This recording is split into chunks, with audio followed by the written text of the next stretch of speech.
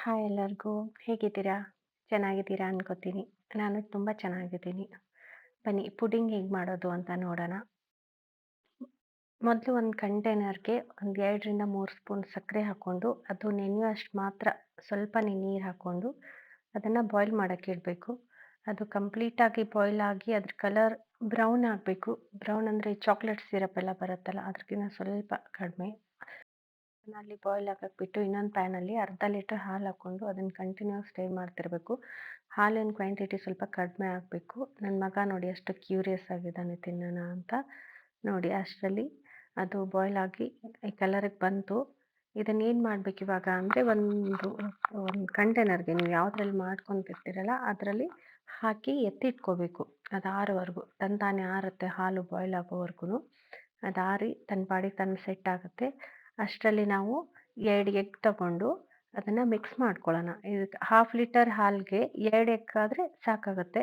Egg ಹಾಕದೇ ಇರೋರು bread use ಮಾಡ್ಕೋಬೋದು. ಆಮೇಲೆ 2 ಎಗ್ಗನ್ನ ಮೊದಲು ಒಡೆದು ಎತ್ತಿಟ್ಕೊಂಡು ಅದನ್ನು ಚೆನ್ನಾಗಿ ಮಿಕ್ಸ್ ಮಾಡ್ಕೋಬೇಕು. ಕಂಪ್ಲೀಟಾಗಿ ನೀವು ಬೇಕಿದ್ರೆ ಸ್ಪೂನ್ ಯೂಸ್ ಮಾಡ್ಬೋದು, ಬ್ಲೆಂಡರ್ ಇದ್ದರೆ ಬ್ಲೆಂಡರ್ ಯೂಸ್ ಮಾಡ್ಬೋದು. ಇದೇ ಥರ ಅಂತೇನಿಲ್ಲ, ಅದು ಚೆನ್ನಾಗಿ ಮಿಕ್ಸ್ ಆಗಬೇಕು ಅಷ್ಟೇ. ಅದು ಕಂಪ್ಲೀಟಾಗಿ ಮಿಕ್ಸ್ ಆದಮೇಲೆ ಅದಕ್ಕೆ ವೆನಿಲಾ ಎಸೆನ್ಸ್ ಹಾಕಬೇಕು 1 ಟೇಬಲ್ ಸ್ಪೂನಷ್ಟು. ಅದು ಚೆನ್ನಾಗಿ ಬರುತ್ತೆ ಆ್ಯಕ್ಚುಲಿ. ಇದರಲ್ಲೂ ಶುಗರ್ ಆ್ಯಡ್ ಮಾಡ್ಕೋಬೋದು. ಅಂದರೆ ಸ್ವೀಟ್ ಸ್ವಲ್ಪ ಇಷ್ಟ ಆಗೋರು, ಸ್ವೀಟ್ ತಿನ್ನೋರು. ನಾನು ಇದರಲ್ಲಿ ಎಲ್ಲದ್ರಲ್ಲೂ ಅದು ಸ್ವೀಟ್ ಸಿರಪ್ ಮಾಡಿದ್ನಲ್ಲ, ಅದು ಬಿಟ್ಟರೆ ಮಿಕ್ಕಿದ ಎಲ್ಲದ್ರಲ್ಲೂ ಸ್ವೀಟ್ ಸ್ಕಿಪ್ ಮಾಡ್ತಾ ಇದ್ದೀನಿ. ಯಾಕಂದರೆ ಮಕ್ಕಳಲ್ಲ, ಅವರು ಕ್ರೇವಿಂಗಿಗೆ ಸ್ವೀಟ್ ಎಷ್ಟು ಬೇಕೋ ಅಷ್ಟು ಅವ್ರಿಗೆ ರುಚಿಗೆ ಹತ್ತಿದ್ರೆ ಸಾಕು. ಜಾಸ್ತಿ ಬೇಕು ಅಂತ ಏನಿಲ್ಲ. ತುಂಬ ಸ್ವೀಟ್ ತಿನ್ನೋರು ಇದೇ ಥರ ಬೇಕು ಅನ್ನೋರು ಹಾಕೋಬೋದು. 1 ಟೇಬಲ್ ಸ್ಪೂನಷ್ಟು ವೆನಿಲಾ ಎಸೆನ್ಸ್ ಹಾಕ್ಕೋಬೇಕು ಅದರಲ್ಲಿ.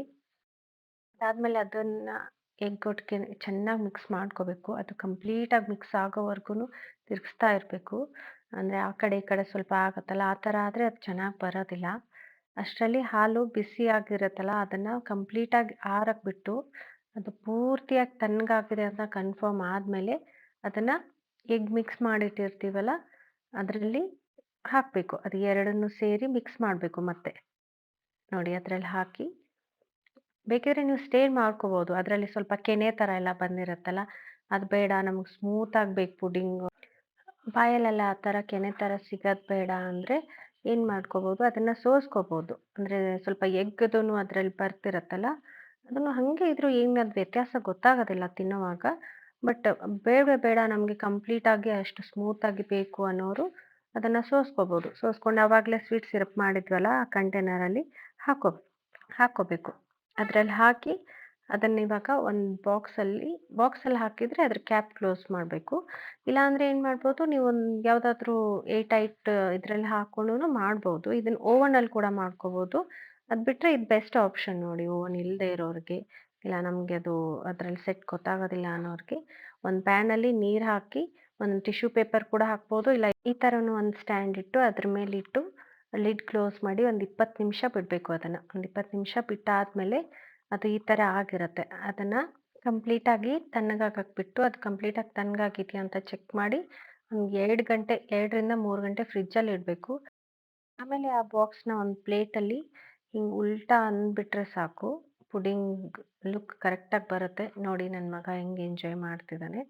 ನೆಕ್ಸ್ಟ್ ಟೈಮ್ ಕಂಪ್ಲೀಟ್ ವಿಡಿಯೋ ತೋರಿಸ್ತೀನಿ ಎಲ್ಲನೂ ಮಾಡೋದು. ಇದು ವಿಡಿಯೋ ಮಾಡಿದ್ದು ನನ್ನ ಮಗ ಆ್ಯಕ್ಚುಲಿ. ನೋಡಿ ಹೇಗಿದೆ, ಟ್ರೈ ಮಾಡಿ.